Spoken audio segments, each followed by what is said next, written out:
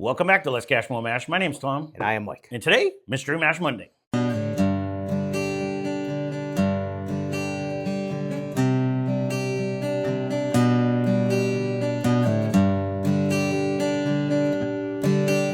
So what do we do for Mystery Mash Monday? I unleash my wife on the many unopened bottles we have on the other side of the room. We try to guess proof. We try to guess type. We try to guess whether we think it's finished or not, what price we want to pay for it, and ultimately we will grade it before we even know. So these are tricky because we had one last week where, we thought we were drinking like dirt low proof, and it turned out to be a higher proof bottle, which again would change the grade a little bit because it was a good bottle and it was like 116 proof. But that's why it's fun to grade them when you don't know what you're drinking, because we were teetering on what it even was. This didn't have a bad nose.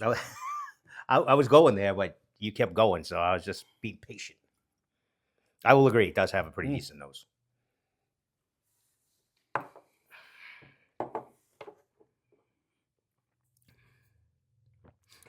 Pretty nutty. It's got a nice flavor. Did you get the nut in the middle? Not so much the nut. Really? Yep. Like a peanut? Yeah, it's a nut. No, this is a different kind of nut. Sometimes it feels like a nut. Yeah. Sometimes it don't. Whoa. Wow. Good thing my pants absorbed that. Watch out for those. Oh, no, there's a nut. Damn. Yeah, I'm sure it was just your pants. It was. Not my rug. Nope. Mm-hmm.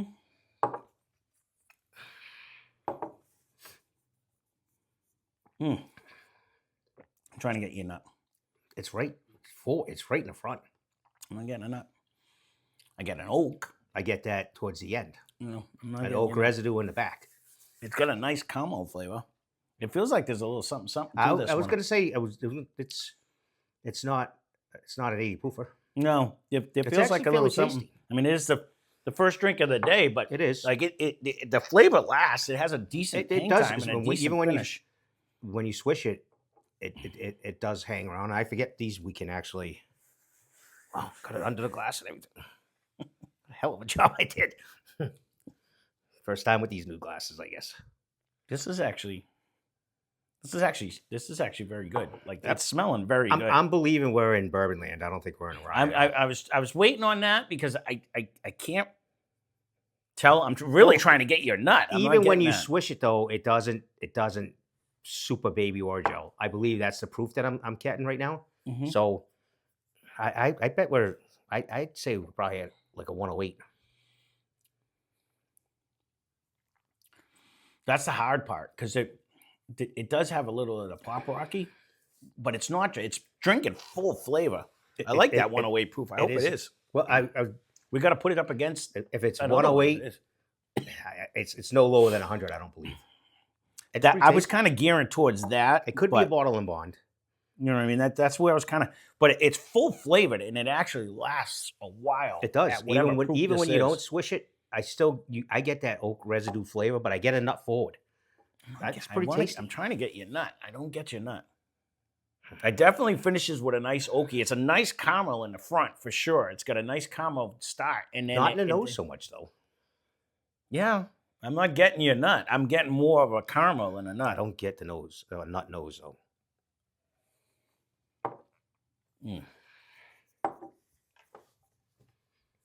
I thought you said no caramel in the nose. I get like a caramel in the nose.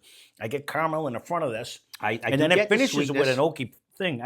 So I go sweet to nut to an oak residue. I'm pretty content with this. I could go with a nut if but I wouldn't say a peanut by any means. It would have to be like a pecan of sorts. But it's not what popped into my head. Nut doesn't, like a caramel, yes, but like I'm not getting I don't get the nut. But I agree. I'm gonna go with a bourbon. I'm trying to think. Bourbon. I don't think it's finished. We are terrible at the finish, but yeah, we're probably 0 for 10. We may get one out of 10. I can't even get the proof. I am weak today. I'm a little razzled. Just a little. Yeah, I'm having a hard time on the proof. I don't know now that I've had a couple sips. I don't know if I'm really that high now. If it's 108, it may be down to. I might have to bail to 100. I'm thinking 100. It does have It has like I think it's a rye spice that would bring you up a little bit higher than 100, but I think I don't know. It's No, 'cause not drinking hot I'm at not- all, but no, it's not. it's bringing a ton of flavor. So if this is 100 proof, this is one of them few 100 proofers that actually are bringing a decent amount of flavor with this. I agree. It's very tasty. Price wise, though, because if it is 100, now this is good. This is where it gets tricky because if we're thinking it's 100 proofer, is one thing. If this turns out to be like 116 proof, then it's going to change everything we say, and that's where it gets tricky because this is not drinking hot at all. It'd be a super taste. That's what I'm saying, but it's drinking with a ton of flavor. It does. I This agree is with where it's both of those. hard to do them like this but it's fun to do them like this because again, if I were looking at the bottle, it's easy to judge. When you have no idea, you just great no. It's a whiskey. You can let this sit though, and it still kind of sits. Mm-hmm. I don't. It's like a caramel bomb, though. It really is. It has a ton of flavor. I don't think we're under 100. No, I'm gonna go 100. I think. Yeah, it's probably a better guess, but I'll stick with my 108. I said that first. I think it's a bourbon. Mm-hmm. I don't think it's finished. And if this I'm not really getting a fruit, and I'm not getting like a double oak. I'm with you on that. Yep. And that sip right there, though, drank hotter than what I was thinking. I'm gonna go like $59.99. I like that price actually. I'd be content because it's pretty flavorful. And if it's higher proof, that'd be a deal. I'm drinking. I'm thinking that last sip that I just did actually hit me. Like, could this be a hotter one? Like, could this be like just a really good? I don't know. I get that nut right off the bat. I get a quick sweetness to a nut to an oak finish. I like this little rye. I wanna say and it sits in my throat for a little bit. Mm-hmm. So. All the above, I'm pretty content. I could be A- with this. I don't hate that. I think I got you in that now. And just because, like, I keep saying, is it there? I don't know. It is tasty. It is tasty. I like your A-. I actually like your $59.99. I wouldn't be hurting with that. And like you said, if this is a higher proof, this is drinking downwards of 100. So if this turns out that it's 118 or something like that, then this is a deal and a half. You know what I mean? I'm with you. And then even if it's 90, I don't think it is, but I don't think it's lower than 100. I really don't. I'm with you. All right, so we hit all the categories. I think we did hit everything. Oh, excellent. So it is finished. We suck, but I'm gonna have to get my notes. I'll be back in 1 second. I was pretty confident. All right, so we are back, and we've had this one in the sack for a long time, and I'm super excited to try this because I kind of steered off of it because, to be honest with you, I'm not a honey lover. So let me get into the particulars, and then we can talk about it. So this one is the 3-chord cast finished. It's a honey cast finished bourbon and corn whiskey finished in honey and toasted barrels. Comes in at 111.3 proof. I'll tell you the age afterwards. We got it for $49.99. Now, this is produced at the 3-Chord Bourbon Incorporated out of Chelsea, Michigan. So some of it's sourced from MGP in an undisclosed Kentucky distillery. It's a blend of 5, 6, and 8-year-old whiskey, finished in toasted casks for 3 months, followed by 1 month in honey casks. So the mash bill goes, MGP is 60% corn, 36% rye, 4% malted barley. Then there was another one from MGP that's 75% corn, 21% rye, 4% malted barley, and then a Kentucky whiskey, which is 99% corn, 1% malted barley. So it is a generous mixture. This thing, honestly, you'll have to leave a comment down below if you guys have tried this.